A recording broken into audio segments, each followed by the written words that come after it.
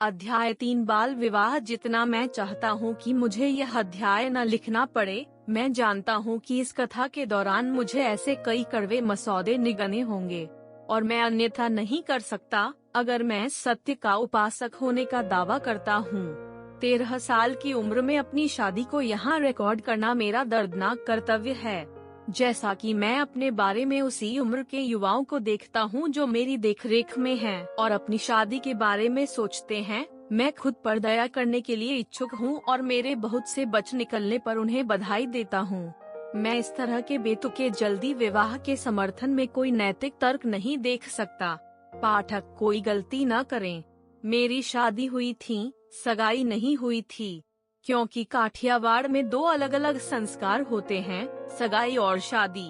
शादी में शामिल होने के लिए लड़के और लड़की के माता पिता की ओर से बेट्रोथल एक प्रारंभिक वादा है और यह उल्लंघन नहीं है।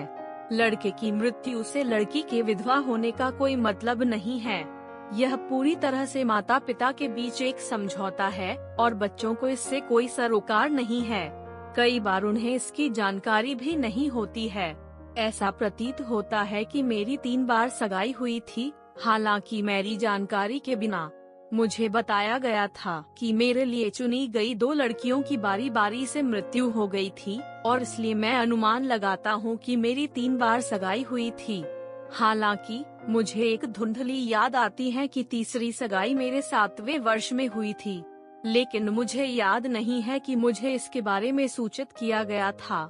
वर्तमान अध्याय में मैं अपनी शादी के बारे में बात कर रहा हूँ, जिसके बारे में मुझे सबसे स्पष्ट याद है। यह याद रहेगा कि हम 3 भाई थे।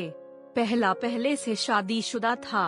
बड़ों ने मेरे दूसरे भाई से शादी करने का फैसला किया, जो मेरे 2 या 3 साल बड़े थे। एक चचेरा भाई, संभवतः 1 साल बड़ा, और मैं एक ही समय में।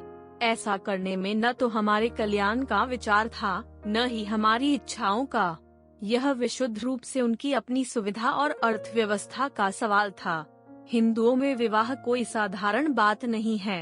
वर और वधू के माता पिता अक्सर इस पर खुद को बर्बाद कर लेते हैं। वे अपना पदार्थ बर्बाद करते हैं, वे अपना समय बर्बाद करते हैं। कपड़े और गहने बनाने और रात के खाने के लिए बजट तैयार करने में महीनों लग जाते हैं।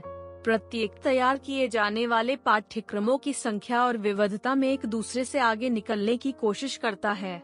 स्त्रियां, चाहे उनकी आवाज हो या ना हो, वे कर्कश गाती हैं, बीमार भी पड़ जाती हैं और अपने पड़ोसियों की शांति भंग कर देती हैं। ये अपनी बारी में चुपचाप सारी उथल पुथल को सह लेते हैं और दावतों के अवशेषों का प्रतिनिधित्व करने वाली सारी गंदगी को दूर कर देते हैं, क्योंकि वे जानते हैं कि एक समय आएगा जब वे भी उसी तरह से व्यवहार करेंगे।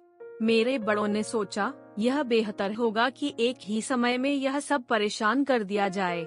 कम खर्च और अधिक से अधिक एकला पैसे के लिए स्वतंत्र रूप से खर्च किया जा सकता था अगर इसे 3 बार के बजाय केवल एक बार खर्च किया जाना था। मेरे पिता और मेरे चाचा दोनों बूढ़े थे और हम आखिरी बच्चे थे जिनसे उन्होंने शादी की थी।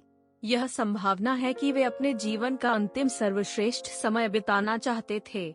इन सब बातों को ध्यान में रखते हुए तिहरे विवाह का निश्चय किया गया और जैसा कि मैंने पहले भी कहा है, इसकी तैयारी में महीनों लग जाते थे। इन तैयारियों के माध्यम से ही हमें आने वाली घटना की चेतावनी मिली। मुझे नहीं लगता कि यह मेरे लिए अच्छे कपड़े पहनने, ढोल पीटने, बारात, भरपूर डिनर और खेलने के लिए एक अजीब लड़की की संभावना से ज्यादा कुछ नहीं था। कामुक इच्छा बाद में आई। रिकॉर्डिंग के लायक कुछ विवरणों को छोड़कर मैं अपनी शर्म पर पर्दा डालने का प्रस्ताव करता हूँ। इन पर मैं बाद में आऊँगा, लेकिन उनका भी इस कहानी को लिखने में मेरे सामने रखे गए केंद्रीय विचार से बहुत कम लेना देना है। इसलिए मैं और मेरे भाई दोनों को राजकोट से पोरबंदर ले जाया गया। अंतिम नाटक के लिए प्रारंभिक के कुछ मनोरंजक विवरण हैं। डंडा हल्दी के लेप से हमारे शरीर पर धब्बा लग रहा है, लेकिन मुझे उन्हें छोड़ देना चाहिए। मेरे पिता एक दीवान थे, लेकिन फिर भी एक नौकर थे, और इससे भी अधिक क्योंकि वह ठाकुर साहब के पक्ष में थे।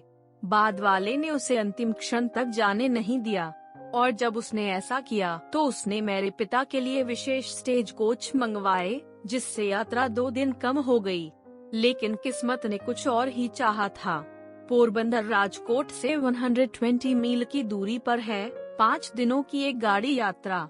मेरे पिता ने दूरी 3 में पूरी की, लेकिन तीसरे चरण में कोच गिर गया और उन्हें गंभीर चोटें आईं। वह चारों ओर पट्टी बांधकर पहुँचे। उनकी और आने वाली घटना में हमारी रुचि आधी नष्ट हो गई थी, लेकिन समारोह को पूरा करना पड़ा। शादी की तारीखें कैसे बदली जा सकती हैं, लेकिन शादी के बचकाने मनोरंजन में अपने पिता की चोटों पर मैं अपना दुख भूल गया। मैं अपने माता पिता के प्रति समर्पित था, लेकिन मैं उन वासनाओं के प्रति समर्पित नहीं था जिनका मांस वारिस है। मुझे अभी यह सीखना था कि अपने माता पिता की समर्पित सेवा में सभी सुखों का त्याग कर देना चाहिए। और फिर भी, जैसे कि मेरी भोग की इच्छा के लिए दंड के रूप में एक घटना घटी, जो तब से मेरे दिमाग में घूम रही है और जिसे मैं बाद में बताऊंगा।